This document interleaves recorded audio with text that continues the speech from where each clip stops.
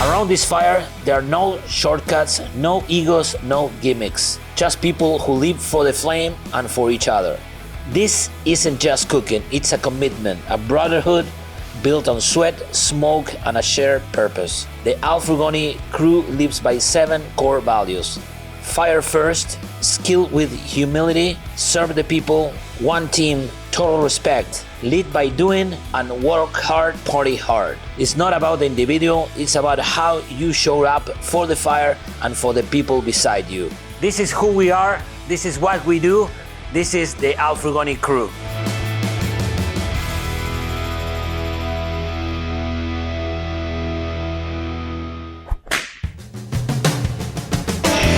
Being part of the crew is more than just cooking.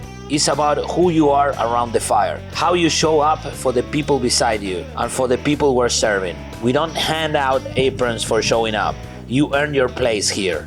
Fire first. We live and breathe the fire. It's not a hobby, it's a way of life. We respect the process, the history, and the craft. No shortcuts, no gimmicks, just fire, food, and commitment. The biggest lesson I've learned with managing fire is just patience. So a lot of times people ask me, well, how do you become good at doing barbecue? You don't actually have to have many skills. You just got to be patient. If you're willing to allow the fire to do what it wants to do, you're not trying to manipulate it too much, then you'll usually get really good results. I first learned to manage the fire just by sitting in my backyard, running smokers, and trying to maintain temperatures. And the more you do it, the better you get, and the better you get, the more fun it is, and the more fun it is, the more you do it, and it's kind of this loop to where it's just now my zen, happy place, running a fire, cooking meat, and then all the social stuff that goes along with it. You know, it's something I think inherent in people to love the flavor of meat cooked with fire. I remember I learned from my grandfather and my father. Maybe I was 11 years old, you know. It's like every Argentinian people, you start with where you're younger, you know. It's like a trad in Argentina, you know. Every parent or every grandfather say, hey, come here, learn this, okay? No, not that way, it's this way, you know. For that, every guy have a different way to do it, but it's like a legacy in Argentina, you know. Honestly, I don't know how I ended up here. I just got lucky. I met Big Hobbs a long time back. He ended up introducing me to different people, and somehow I ended up with Al, and Al liked me, so here I am. Al Frugoni says that open fire is a way of life, and honestly, you know, there's a lot of truth to that. This is something that I've dropped everything for just to get to do because it makes me feel so much better. There's just there's an intimacy to it. It's like a dance, man. You get out there, you get your fire going. You know, it might cool off a little bit, but sometimes you got to spice it up and get it going. And it's literally the most fun thing that I can do in my life, I promise. Fire is what gets everything started. People fear it. They see fire, they see, you know, us doing this, and people absolutely fear, you know, like actually doing it themselves. And that's like what I want to change in this industry. I want to show people that whatever looks really hard, with a little bit of guidance, anyone can do what we do. I mean, anyone can share this passion with us. Fire management is the key to any kind of cooking. You know, in open fire, it's a little bit different than you know, the rest of the styles of cooking, because you know, you're using more your senses than anything else, instead of gauges and stuff of that nature. And you just kind of learn to use your senses for that, your sense of touch, your sense of feel, your sound, your eyes, you know, you're watching wind, stuff of that nature. Skill with humility. You might be a beast on the grill, or you might be a rookie, but ego or needing to shine has no place in the crew. We want people who are confident, but humble enough to keep learning, teaching, and improving. I only recently earned my number. I was a prospect, so I was the newest one being officially a member, and it's humbling to be around all these people who know so much. And I think what's so cool about it is every time I think I'm coming away with something new is they're able to say, hey, they learned something from you. And the cool part about this crew is that there's no egos. Nobody's too big, nobody's too small, and it's humbling to me that like when people like they're willing to help me out. I've messed up more than I've done right on a lot of stuff in life, and I think cooking is no different. You have to mess up just as many times to figure out how to do it right. So Al has brought it out of me. I was the guy who's probably doubted myself more than anybody, and to have them encourage me and tell me, no, we believe in you. And yesterday just, hey, didn't even bother, just gave me the pig, said, let's go. And so there's something humbling about knowing that people are willing to help you and trust you and be a part of that team. Thankfully for me, I have Al Frugoni, I have David, I have all these guys that are really good teachers. I love learning from them, I love hanging out with them, they're really great friends, and they have like really cool skills, like very, very awesome skills that I learned, and it helps me in life. And now that we get more prospects throughout, like I'm able to teach them. It's just awesome, Serve the people. We are here for the show, sure, but more importantly, we are here to share, to feed, to teach, to create experience. Whether it's cooking for a crowd or helping a teammate behind the scenes, the mission is to give, not to take. I think serving is very important. Interacting with the people, explaining to them what they're eating, how it's cooked, our values and our traditional ways of cooking. I think that's the most important part, is people understanding what they're eating and why we do what we do, These guys are always top notch, how you doing, beyond happy to serve and answer questions. So it goes a step beyond serving, and you actually become a partner in their experience here with live fire. Like actually engaging and talking to them a little bit and saying, hey, here's what we have, telling them about the food, looking welcoming, so they'll actually want to have a conversation with you a little bit so they can find out more about what we're doing, how we do it, why we do it, and everything like that. And I think people then feel welcome to do it, and you want people to feel welcome and like they're going to enjoy everything as well. One team. The fire builds bonds. We move as one. Everyone pulls their weight. Everyone watches each other's back. When you're part of the crew, you're part of something bigger. It really doesn't feel like we're part of like an assembly line. It really feels like everybody's doing their own part. Everybody, like you can count on everybody to do anything. The people that he picks just flows well together.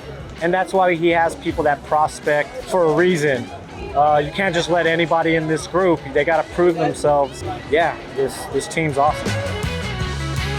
So yesterday was my first day here with the team, and the first thing that I noticed is that they are so well put together. Like everybody knows exactly what needs to be done. Like even though there's a bunch of guys, they all have their own tasks and roles, and nobody gets in each other's way, and they just help each other out. Like everything just comes together. I mean, to cook all this food, these whole animals, all this meat, all these chickens, like everybody needs to work together, and that's exactly what these guys are doing. Al, brotherly love. I mean, it's not a competition. Me and Al needed something, he's over there. I need something, I'm over there. Today I'm putting chimichurri on my smokehouse burgers. So I'm using Al Begania chimichurri on my smokehouse burgers, guys. And I'm telling you what, it's all about getting together, pushing each other to greatness. So that's what I'm doing, because Al, he's a team player. And when you're a team player, we all win. So that's what it's about, man. Sometimes it's about recognizing everybody. And like we say, we are the coaches. We are the coaches. Total respect. We respect the animal, the fire, the food, the people, and the event. We treat every part of this with care and attention, and we always leave the place exactly how we found it. That includes every single bite that comes off our grills. Every sample is a reflection of the crew. No half efforts. If it's going out, it's got to be the best it can be. I know people for first day, and the people saw me in the video with Al, and that considered me like a part of the team, part of the brother team, and that is amazing in this group. One of the things I learned recently on a trip to Spain with Al, actually, is that for the makers of Iberico pork, essentially their goal is to not mess up what the farmer has made so good, because they have this great quality piece of meat, this great animal, and they don't want to do too much with it. They don't want to manipulate it in a way that it no longer resembles the original product. And I think that what we're doing with barbecue and what we're doing with the open fire is you see the cut of meat. We're not, trying to cover up flavors by using a ton of rubs and seasonings.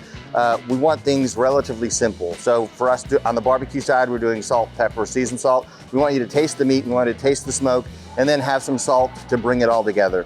And with the open fire, they're taking these either whole animals or big cuts and just allowing salt and fire to bring about all those flavors that are just kind of built in. You don't have to acquire a taste for meat cooked with fire. Everybody likes it, from the smallest to the oldest. Everybody is drawn toward it. And if you do it right, if you do your job, is basically don't get in the way of what nature has already done. We just highlight it to the best of our ability. Because Tone doesn't respect me at all and always tells me I'm dry. So that's a hard one. The respect part of it is it's nothing's granted, like nothing's given to us. And so it's like to be able to just enjoy this experience. I get to bring my son here. And so for me to not show this respect, I take pride in the fact that I have this shirt on. I know people who have asked me, how do I become a part of this? How do I become a part of that crew? And I think I respect it so much because I know how hard everybody has worked to get to this point. I know how hard everybody has worked to be able to bring their craft to life, and the hours. And I remember hearing this analogy one time about this painter who took 5 minutes to paint this masterpiece, and they said, why would I charge so much? And says, because it's not about the 5 minutes it took me, it's the years that it took me to be able to do it in 5 minutes. These guys are artists, these guys are craftsmen, these are pit masters, and it's amazing.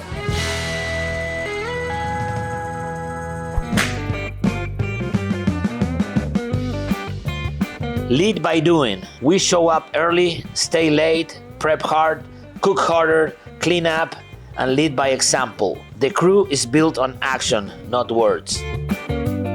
I mean, we see it firsthand with Al. Instead of him being, go move that grill, he'll go over there and grab it and move it, and you're looking at a 50-year-old man, you know what I mean, in front of the fire all day, and he's moving stuff around. It motivates you, like you're sitting down, you're like, oh no, I'm weak, I'm feeble. You know, this guy's moving stuff around and we're not, you know, I think that's leading by example. You see someone out there suffering, you're gonna go suffer with them, you know? Like with Al, like he gives people a chance to show their worth without like giving them so much direction. And I think that gives people the opportunity to try to prove themselves without having to be directed for every move. And I love seeing that with Al and all these prospects, because they do get a chance to really prove themselves to Al and to the rest of the group. Anytime there's a task, there are 5 guys who are trying to jump on it, and you might need only 2. But everybody is proactive. They're not waiting around to be told, oh, by the way, you have to go do this thing. They're looking for things to do. And I think that that's critically important, especially with so many moving parts. If you have to be on everybody's case to make sure things get done, it'll never get done. But if everybody's motivated and proactive, all those things will get done. And somehow you'll see, oh, it's been several hours and magically all these things got finished. And maybe I didn't have a hand in any of it. I think another thing would be a shout out to Chris from Lone Mountain Barbecue. Just having calm. Like it's his 1,000-gallon smoker that we're using, and you know, some of the guys maybe haven't run a 1,000-gallon smoker before, and they see, oh, the temperature dropped to 225. I'm like, oh no, what do we do? Let's throw some wood on it. And Chris is like, did you put wood on the fire? Yeah, we're good. It's fine. We'll be fine. Yeah, don't worry about it. Just keeping everybody calm, knowing that there are no crises that we're not going to be able to deal with.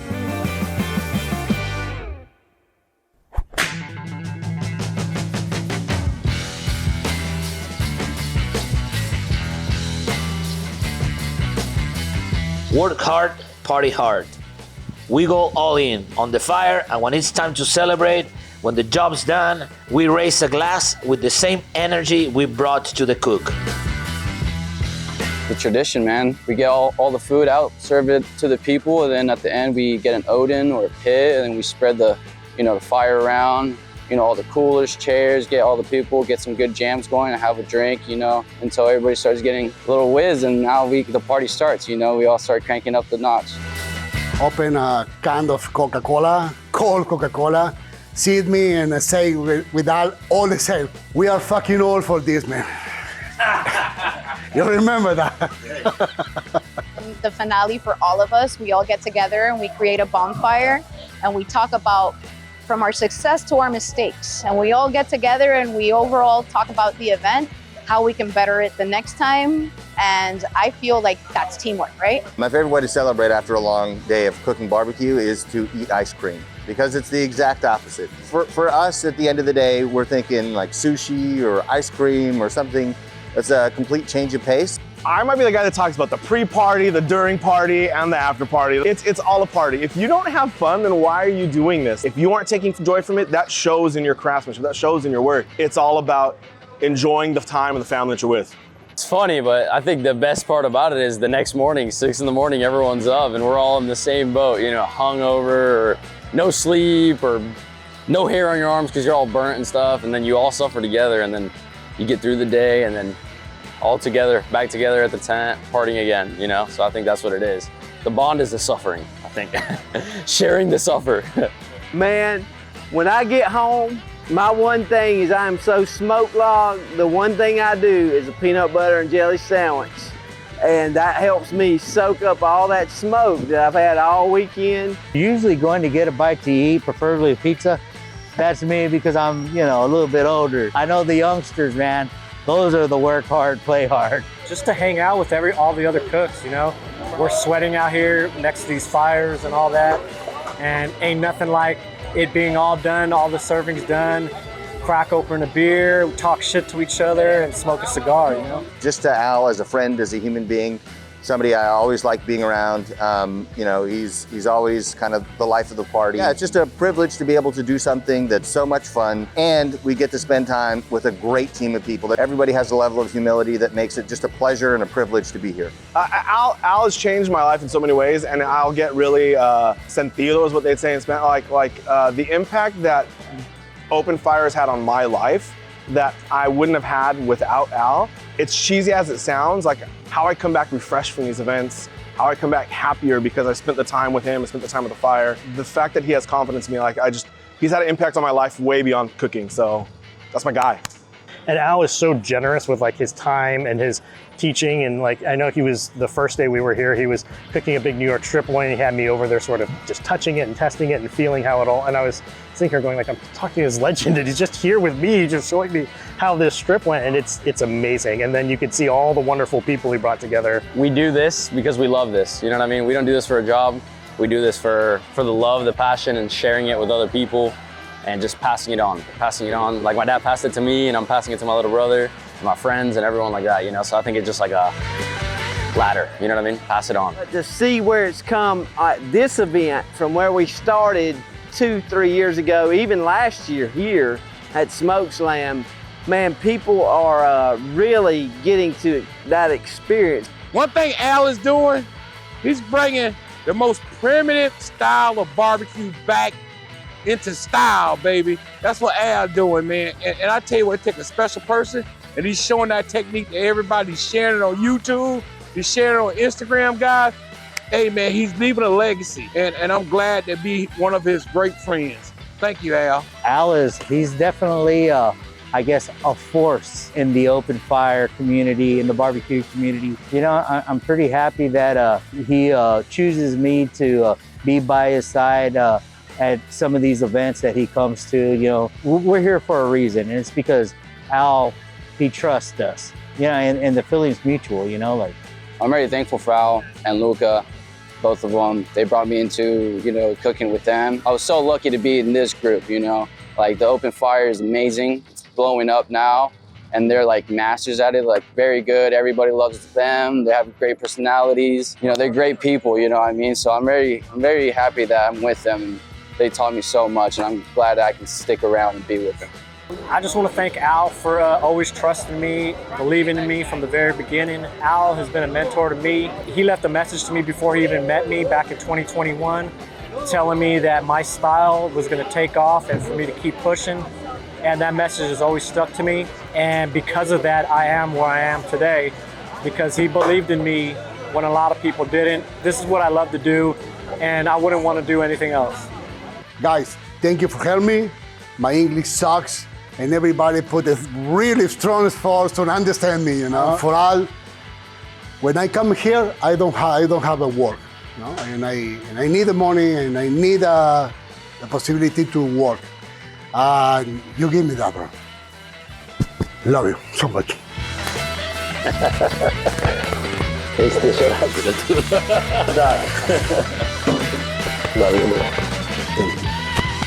Vamos! Vamos, baby! Vamos! Vamos!